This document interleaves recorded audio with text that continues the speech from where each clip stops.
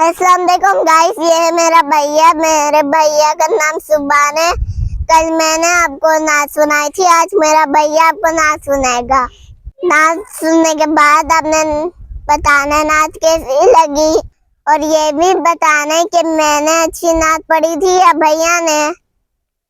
शेर मोहब्बत जहाँ मुस्तफा है वहीं घर बना ले को दिल चाहता है, वो सोने से कंकर वो चांदी से मीठी वहीं घर बना ले को दिल चाहता है।